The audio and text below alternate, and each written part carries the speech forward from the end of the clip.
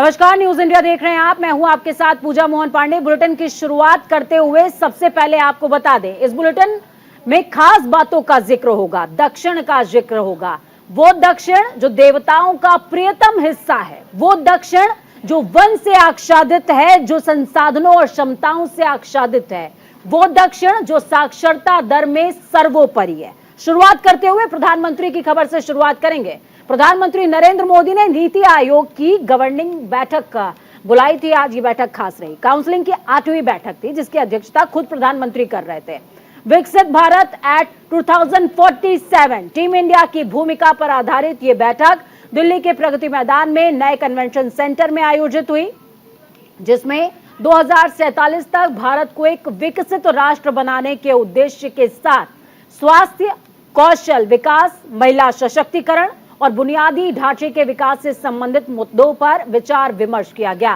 तो वहीं बैठक में आंध्र प्रदेश के मुख्यमंत्री वाईएसआर जगनमोहन रेड्डी समेत कई राज्यों के मुख्यमंत्रियों ने हिस्सा लिया है। नीति आयोग की गवर्निंग काउंसिल की बैठक में वो मौजूद रहे। दूसरी ओर तमिलनाडु, कर्नाटक, केरला और तेलंगाना के मुख्यमंत्री बैठक में शरीक नहीं हुए हैं।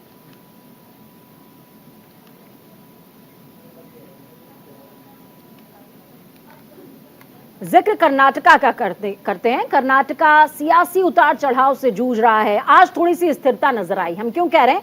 क्योंकि कर्नाटका में कांग्रेस विधायक रुद्रप्पा लमानी के समर्थकों ने कैबिनेट मंत्री पद की मांग को लेकर प्रदेश कांग्रेस कार्यालय के बाहर विरोध प्रदर्शन किया। आज ही मंत्रिमंडल विस्तार हुआ। आपको बता दें, कर्नाटक प्रदेश कांग्रेस कमेटी यानी कि केपीसीसी दफ्तर के बाहर प्रदर्शन करते हुए लमानी के समर्थकों ने कहा कि बंजारा समुदाय के नेता रुद्रप्पा लमानी का नाम कल रात तक सूची में तो था, लेकिन आज उनका नाम नदारत है।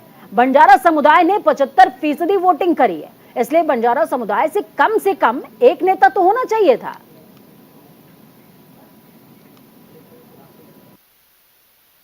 बंजारा कम्युनिटी हम इलेक्शन के आगे ही बोल चुके हैं, हम सारे कर्नाटक में कांग्रेस को सपोर्ट करेंगे और 75% डीके शिव कुमार साहब को भी मालूम है। बंजारा कम्युनिटी 75% कांग्रेस को वोट डाली है बोल के, क्योंकि हमारा बंजारा लीडर रुद्रप्पा लमानी साहब को सारे बंजारा कम्युनिटी का एक ही लीडर है और एक ही जीत चुके हैं। उनको देना ही ठीक है, क्योंकि उनको नहीं दिया तो हम प्रोटेस्ट करते हैं सर जी। और सिद्धरामैया साहब को भी मालूम है। सिद्धरामैया साहब बोलते हैं अभी आगे देखेंगे, 2.5 साल के बाद में कुछ करेंगे बोल रहे। ये ऐसे कैसा हो सकता है सर जी? सारे समाज उनके साथ है, सारे समाज हम लड़ते हैं। हर एक जिला में, हर एक तालुक में बंजारा समाज वाले हम प्रोटेस्ट करते हैं सर। हमारे सचिव स्थान एक रुद्रप्पा लमानी को दीजिए, क्योंकि पिछले बार भी रुद्रप्पा लमानी साहब मंत्री होके काम किए हैं। उन्होंने 2.5 साल काम करके समाज का अच्छा लीडर बने, जिसलिए हमारा कम्युनिटी को कुछ ये गलती हो रहा है जैसा लग। तो रुद्रप्पा के समर्थकों को आप सुन रहे थे, साफ तौर पर कहते नजर आए कि बंजारा समुदाय के एक ही लीडर थे और उनको भी अगर जगह नहीं देंगे तो फिर भाई बात कैसे बनेगी। 75% वोट दिया हमने। दूसरी तरफ कर्नाटका में स्थिरता का जिक्र कर रहे थे। सिद्धरामैया सरकार के पहले मंत्रिमंडल विस्तार को लेकर शपथ ग्रहण समारोह हुआ। इस मौके पर कांग्रेस की ओर से 24 और विधायकों ने मंत्री पद की शपथ ले ली है।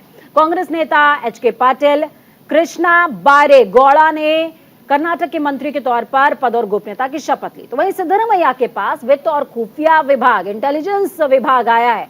डिप्टी सीएम डीके शिव कुमार की बात की जाए तो सिंचाई और बेंगलुरु शहर विकास का विभाग उनको मिला है। इन विधायकों के शपथ लेने के बाद कर्नाटक सरकार के कैबिनेट में कुल मंत्रियों की तादाद अब पहुंच गई है कितनी? 34। अब कुल मिलाकर सिद्धरामैया कैबिनेट में 8 लिंगायत, 7 अनुसूचित जाति, 5 वोकालिगा, 2 मुस्लिम, 3 अनुसूचित जनजाति, 6 ओबीसी, 1 मराठा, 1 ब्राह्मण, 1 ईसाई और 1 जैन मंत्री हो गए।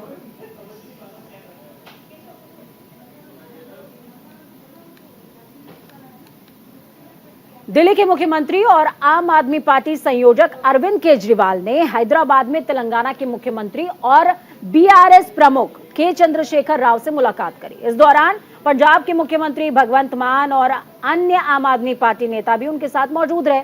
इस बैठक के बाद अरविंद केजरीवाल और केसीआर ने संयुक्त प्रेस कॉन्फ्रेंस करी।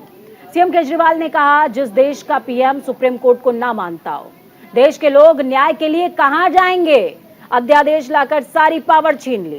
केजरीवाल ने आगे कहा, केसीआर ने दिल्ली के लोगों को न्याय दिलाने के लिए सरकार के साथ आने की बात कही है। अध्यादेश पारित किया गया है, वो देश के जनतंत्र और संविधान के खिलाफ है। वहीं तेलंगाना के सीएम केसीआर ने कहा कि पीएम मोदी को अध्यादेश वापस ले लेना चाहिए। ये समय आपातकाल के दिनों में से भी बदतर है। केंद्र सरकार लोगों की ओर से चुनी गई सरकार को काम करने की अनुमति नहीं दे रही है।